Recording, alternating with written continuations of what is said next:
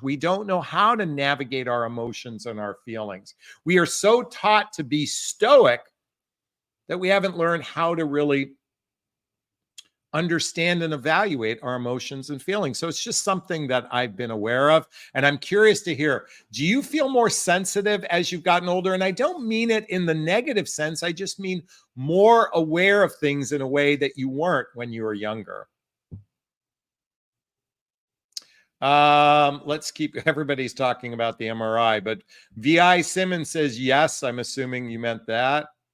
I want to thank Beach Lover for the $5 super sticker. Thank you for the love. I appreciate it.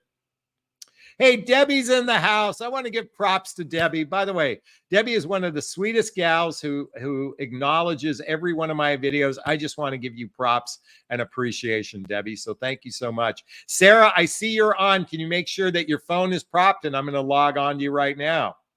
Hey, Sarah, how you doing? Hi, I don't know why let me see if I can turn this a little bit. I don't know how to turn my camera. It's really weird how it's. Well, just why not get in front of your camera? Oh, you know why? Because I'm getting a new one. My boyfriend gave me a new one. Hi there. Okay. Hi. Hi, Sarah. Your boyfriend. So what's your question? Yes. So I had quite a question about my boyfriend. So okay. My boyfriend's a little bit older than me. He's 53. I'm 38. Okay, so 15 years. Yep. And he actually got out of a long-term marriage. Okay. He was married for 31 years. Okay. I have been married twice. Okay. And the reason why, I should look in the camera, sorry. Yeah, look at me now. yeah. So the reason why for my question was, so he was married for a very long time. And I understand, I'm trying to be sensitive to that. He was cheated on by his wife. Okay. And he says that he doesn't believe, he says, well, I want to be married. And I had kind of, we talked about it, right? And he said, he says, marriage has failed us both. Why would we want to try that again? So, but I do believe, I don't believe that marriage failed us. People failed us. It's like saying, is it the guns that kill or people kill? Right. Yes, exactly. Please forgive that kind of direct analogy, but exactly. It's like, it's not that, some people believe marriage is a failed technology. And there's a attorney who's been talking quite about this, James Sexton, who's done a lot of video on this. He's a divorce attorney. And his words are a failed technology. I disagree. I believe marriage has substantial merit, but I want to hear more before I share my belief system. So tell me more about this circumstance. So we met through work. He is one of, he's been in, we both work in the insurance industry, and he was actually one of the really quickly, what capacity in the insurance business? What do you guys do? Life insurance. So I used to be a commercial insurance broker before I became a dating coach. Okay, keep going. Okay, it's crazy. It's interesting how self-development in that industry really do. We need hand in hand. But so he was actually one of the mentor trainers that we had in our agency. So got used to seeing his name, asking questions. Anyway, so we started to connect more frequently. And that was how we got to know each other and work together. And then that's really where it all started. And we've been together for a year and a half now. And I'm assuming you guys are having sex, so. Yes. Okay. Yep. And all right. So he's 53. He was married for 31 years. It sounded like it was a contentious divorce. It was. Mm-hmm. You were married twice, and his status on marriage is, I don't see the purpose of the marriage. I don't see the purpose of marriage. Right. Yes. Okay. So why do you, I'm going to answer what I believe the purpose of marriage is, Sarah, but let me ask you, why do you want to get married? If you do want to get married? I do want to get married. To be quite honest, a lot of it is just um, being united, being family, Yeah. being one entity, Yeah. and then I think there's just something so special and beautiful, and my last marriage was not very pretty. It was very quick. Yeah. We were married very quickly, Yeah. within 6 months we were married. And I tried very hard at it, just couldn't make it work at the Yeah. end. And so I believe it's a very beautiful thing that, to be honest, that God gives us to be married. And, Yeah. and so that's one of the biggest things. And then also just to, I guess there's just something about being his wife, Okay. and so I think that's the biggest key to me is the privilege and the honor and just to be his wife and to be a wife. That's Okay. how I look at it too. So yeah, that's all of those things, and I love him to pieces, and he's Okay. told me too, and So yeah. let me ask you another question. If he says I will never get married, will you stay in this relationship? I can't imagine, to be honest, I can't imagine life without him. So, Okay. I would, I would stay. I don't really know what that would So let feel me like ask you a for a different while. question. How often do you see each other? So he lives in a different state. He lives in Washington State, Okay. and Okay. I live, I should and have I live asked in this right Minnesota. from the beginning. Okay. Yeah, And by the way, you're going to get the Jonathan Tough love. Okay. So that's just let me fine. be clear. How far apart do you two live? We live, probably a couple thousand miles or like 5 states Okay. away from each And other. how often do you see each other? About once a month. Once a month. And how long do you spend together? Usually depending upon situation, sometimes it's 3 days, sometimes it's a week. Okay. So basically, you guys have a vacation relationship. And when you get together, you go and have dinner, you have a good time, you have lots and lots and lots and lots and lots of sex, and then you separate. What do you guys do when you're apart? How often do you communicate with each other? Pretty much every day and pretty Okay. much on an ongoing basis. So, Okay. So um, I'm assuming that communication is text messaging. It's not 16 hours of telephone calls. well, there's some text messages. So now, we've actually started to work in business together. Okay. So, there's a lot of texting, as far as client information goes and things of that nature. There's a lot of phone calls. And then at night, we FaceTime for usually a couple hours before we go to bed, whether I'm Okay. cooking and he's doing whatever. We're doing things kind of side by And side. you do this every single night? Okay. We are Well, on the the only reason why I say 24/7. that is, I mean, I was going to suggest that he possibly already has someone else in other words, he's got more than just you in his life. Right. But if you're actually seeing him every night, that would not be as probable. It's not to suggest he doesn't have other action going on, but oftentimes this is the case. So I would venture to say so you have this, I'm going to call it a fantasy or a desire. Let me reframe that. You have a desire to get married. Yes. Let's walk through it. How is this going to work? You live in one state, he lives in another state. Do you have children? I do. I have a middle schooler and 2 high school children, and he has older children. Yeah, A because 31 he's and 53 and you're 38. So yeah. how long do you think, like, what are you thinking that your hope is to move there? And are you going to uproot your children from their father? So what we've discussed is, so we have discussed moving together and what our households would look like. Okay. So he owns his or he has a home in Seattle, Okay. and then I own my home here. Well, So where is here? Minnesota. Okay. Okay.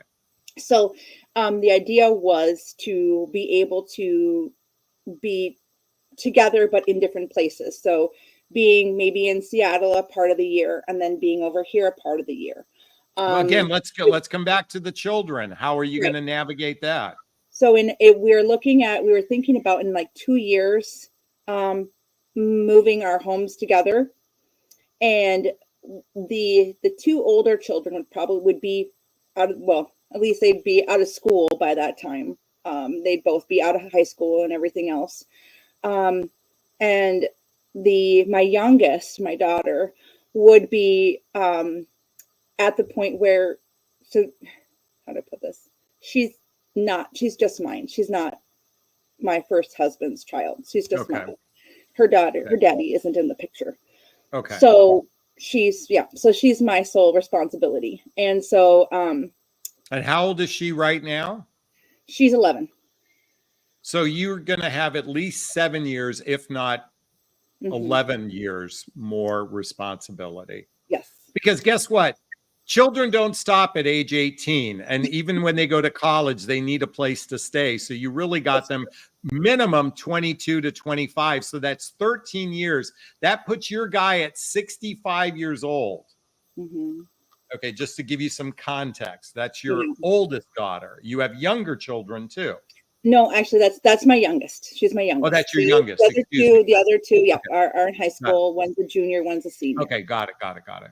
Okay, so you guys have discussed the possibility of blending lives. Yes. Okay. Yep. So let me ask you a question. A, why do you follow my channel, and what's your question? So I follow your channel so that I can just, it's good to continue to learn how to love and how to just how to show up in a relationship. I don't necessarily know that I showed up in a healthy way in my other relationships. So I always want to be making sure that I'm showing up in a healthy way and that I'm learning. And my question was, how do I present to him that? Okay, how do I present to him that I want marriage? Okay, I'm assuming that's the question. So, yes.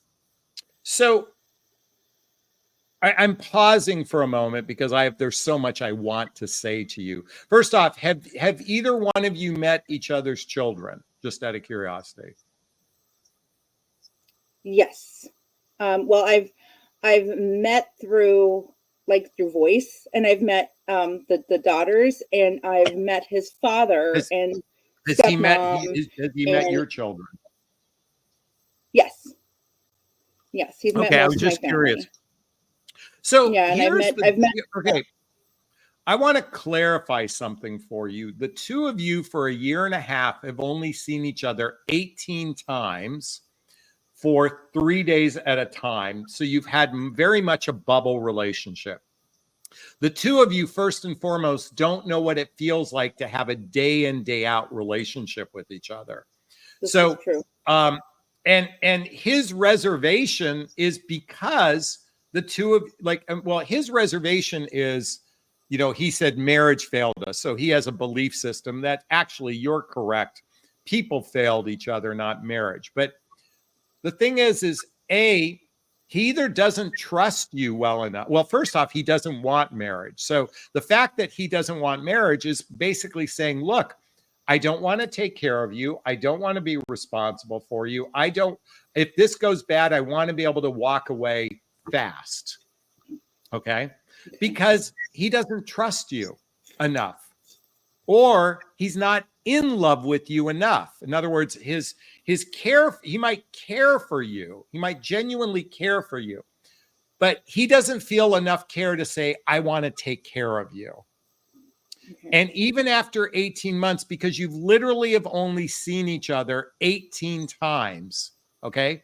It's not even if I give you the benefit of the doubt and each 4 times you've seen each other 72 days, I'm really saying you've only seen each other 18 days, nor have you really integrated into your day in, day out lives. Okay. That's the reality. Okay. And you don't even know what it'd be like to live together for a month or two at a time. I would do some test runs and start spending a month together. Now you're going to say, well, Jonathan, our lifestyles won't afford that. Well, that's the price you pay for a long distance relationship. So my invitation for you is like, look, if this is a really serious relationship, invest a month or two, a month each in each other's homes just to see how you navigate life. But it's going to be very problematic to do that. Number one, here's the thing, without an ultimatum, there's nothing you can do. You can't say to them, look, if marriage isn't on the table, I'm walking away, because you won't walk away. You won't be you are already pot committed. So that means he holds all the cards. Unless you create and I'm not suggesting you should create an ultimatum, but by the way, a very dear friend of mine is also with a younger woman. And she said, look, they were together 4 years. And she's like, look, if we're not getting married, I'm done. And he proposed. Okay. Ultimately, because you have to decide, is this really what you want, and why do you want it? Now, you said, I want to be called his wife. That is a lame ass reason why you want to be married. I'm sorry. That's an egoic based way.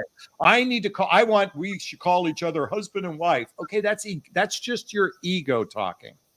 A marriage. And by the way, I would let him know that I would agree to a prenuptial agreement a marriage contract, because he probably has assets and things that he wants to protect for his children, and he's very much entitled to that. Mm-hmm. And I do believe having a real in-depth conversation about money is radically important.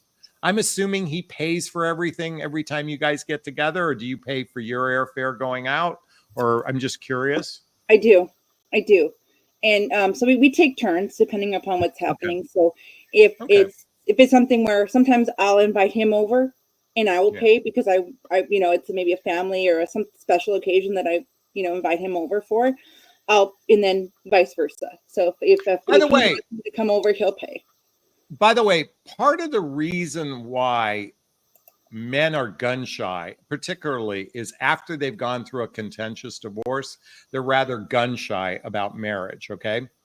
Women inherently want to be married because instinctually throughout time and memoriam, women have always been dependent upon men. So when I shared earlier in the broadcast about our programming that comes from our cave person days and our biology, you're going to get to a point in life where you don't want to work to sustain your life. And so it's a very natural feeling to want someone else to take care of you financially. I'm not suggesting you're doing it in a disingenuous way. It's just a very natural thing to desire, because at some point, two incomes live better than one.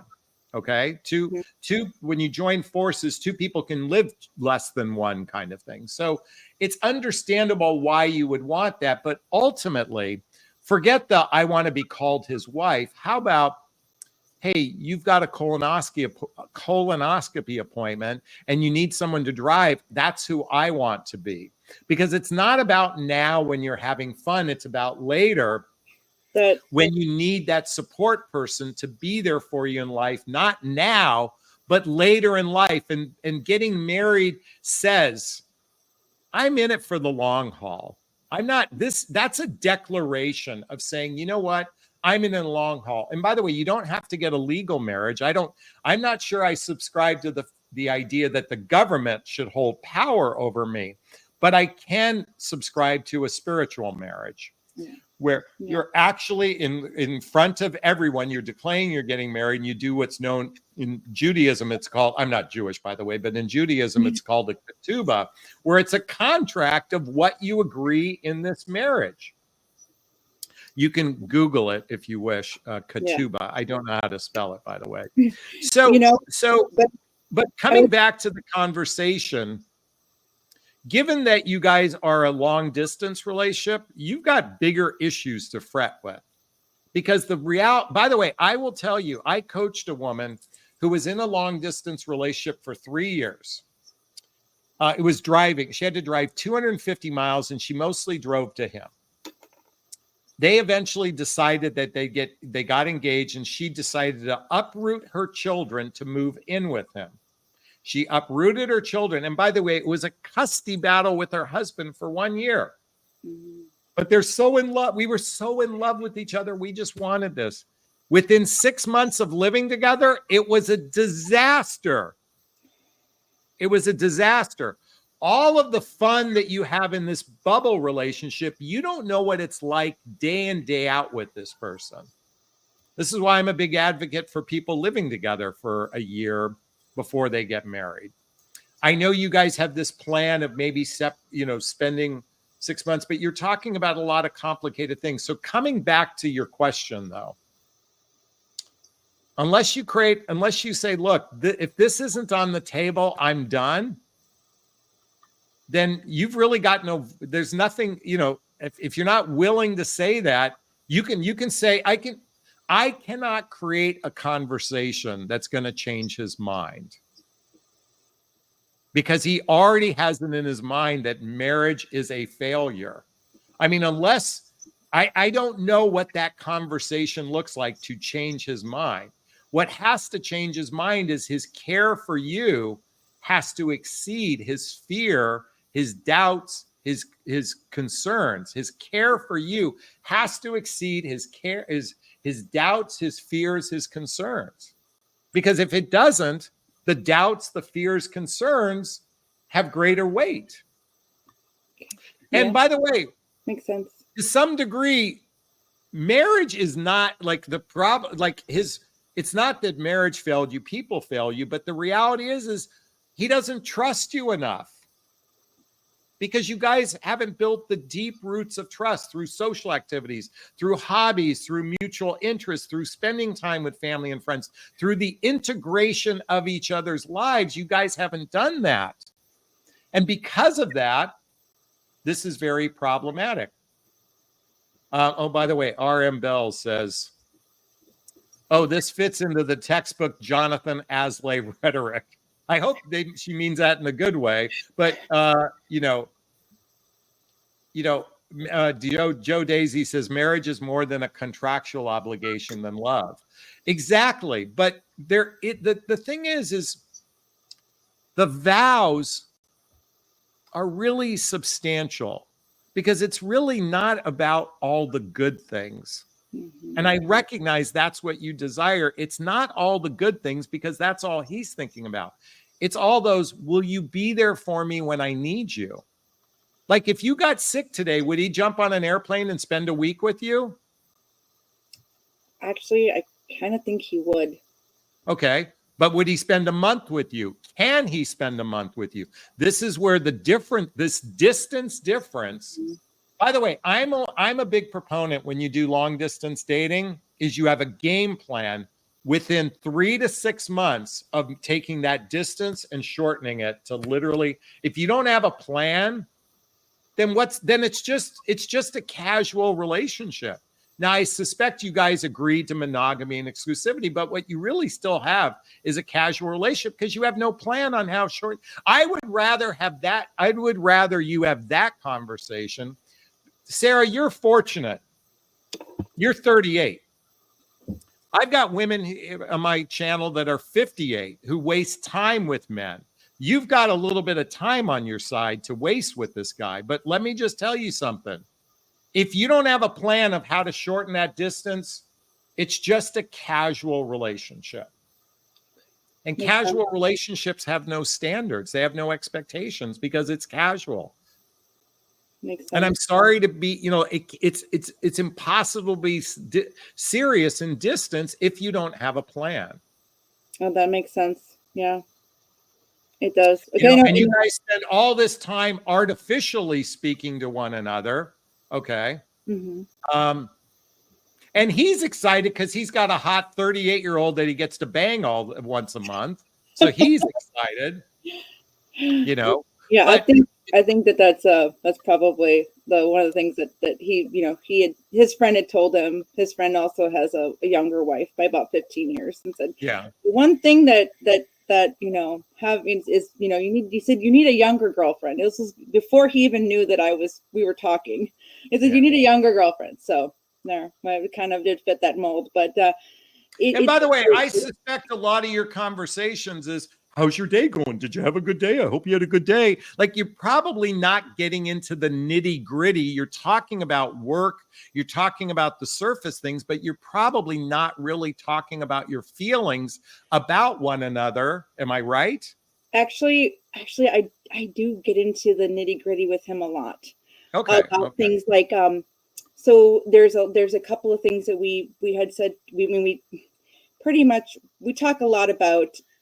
Give me an example of a nitty gritty. So he had said to me, he said just a couple of days ago, he made a comment. I had made a comment. I said, oh, well, I said, yeah, when you get, so I talked to him about having Miss Washington, that he deserves a Miss Washington because he's an awesome, charming guy. So, and I just told him, I said, yeah, one day Miss Washington will come your way or whatever. And I always mention her, this, and he said something like, well, I get what you're trying to say, but, he's like, but I don't really agree with it. He said, but, I guess it'll keep you on your toes sometimes. And I said, and I didn't like the way that sounded.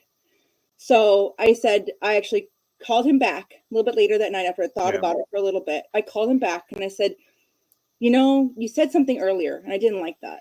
And he said, what? And I said, when I talked about Miss Washington and you said it'd keep me on my toes. He said, oh, he's like, I'm so sorry. And I said, look, we should be trying to evolve for each other, and be better versions of ourselves for each other. But we shouldn't feel like we have to work at it. Like, we shouldn't feel like we have to work to love one another. Like, we should, it shouldn't feel like it's. But what's interesting, Sarah? I didn't get a sense that you actually shared how you felt about it. Well, I felt like that was me. I know you felt. I didn't like that. That but I don't get the sense that as you're telling me this story that you actually said, this hurt me. I did. Okay. I actually talked to my therapist about it today because I said, I said, I didn't like the way that felt. I said, I didn't like the way it made me feel, Okay. So it's good that you're doing that. But when I get to when I'm talking about nitty gritty, I'm talking about what's the purpose of our relationship? By the way, someone write this in the chat box. What's the purpose of our relationship? What's the purpose? Because I suspect in his mind, let's just have a good time. Let's focus on having a good time. Let's just have a good time. That's the purpose. Like, what's the purpose of this relationship is the question that is what you say before you talk about marriage. What's the purpose of this relationship? And if you can't answer that with some sort of concrete answer, that you're just experiencing life together, you're just here. Gigi posted it. What's the purpose of our relationship? Like, why are we doing this? Because it's only what you're describing is keeping each other you keep each other company all night long. So you have some companionship, you have some connection with each other, you're sharing your feelings and you're having sex, but it lacks deep commitment to a plan. He's not committed to commitment. He's not. And I'm yelling at the top of my lungs. Okay, Gigi here. Is he committed to commitment? Clearly, no, he's not. He's just enjoying your company. He's doing what's called, you're a spender. He's spending time with you because he's got nothing to lose. And when it doesn't work, he can move on to somebody else. Okay. And again, you're young enough to, you've got a little bit of time on your side, because let me tell you something. I speak to women in their 60s and I'm like, you are wasting your time here. So my invitation for you is to be bold, ask what's the purpose of relationship? What's our plan to take this distance from long to short?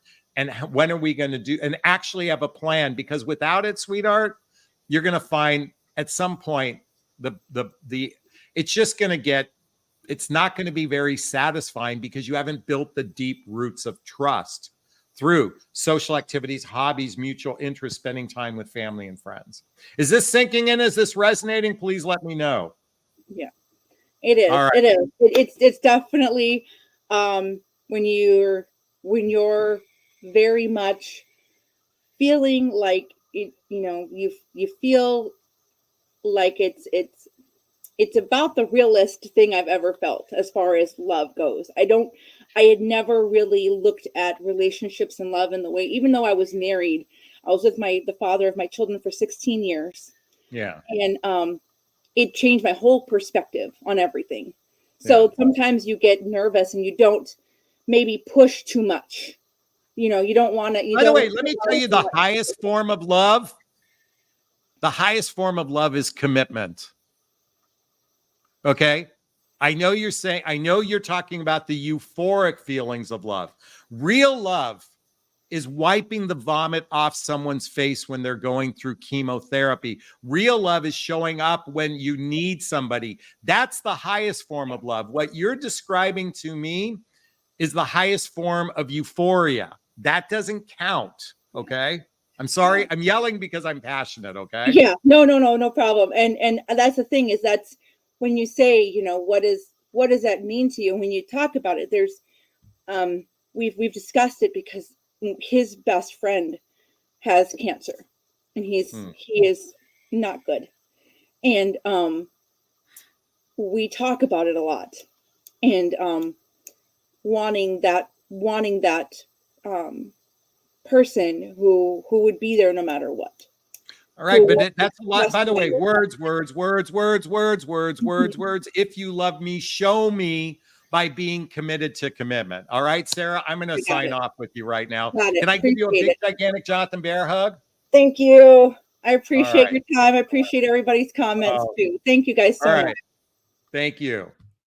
So I want to acknowledge Sarah was very brave for being on because certainly there was a little bit of criticism and judgment towards her choices. And you got to understand, everyone, when we care for someone, the minute we start caring for someone, it's hard sometimes to see the forest through the trees. So the question is, can a man who says, I don't want to get married again, actually change his mind?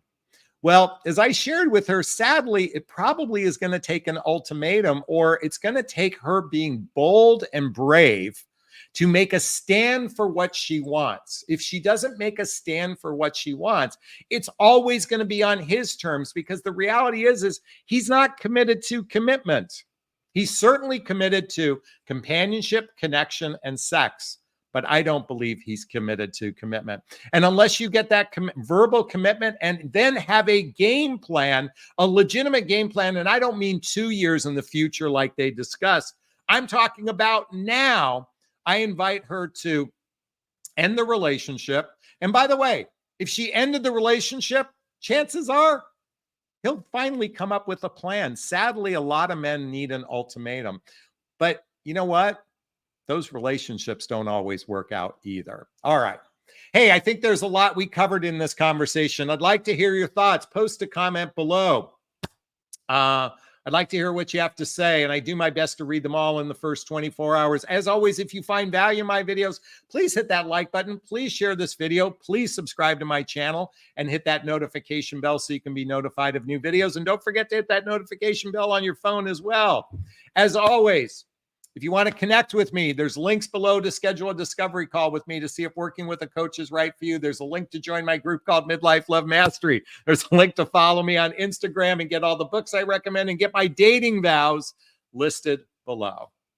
All right, I'm going to wrap up this video as I always do. First off, giving myself a big, gigantic Jonathan Bear hug of self-love. I'm going to reach into a camera and give you a hug of love if that's okay. I'm going to ask you to turn to a friend, a pet, a teddy bear, a pillow, and give it or them a hug of love, because hugs are a great source of love. And let's face it, we could all use more love in our lives. And the only way she can make a stand for what she wants is to leave or never go back. Possibly. I'm not saying that's what she should do. She has to do what's in her heart. But oftentimes that's usually the case.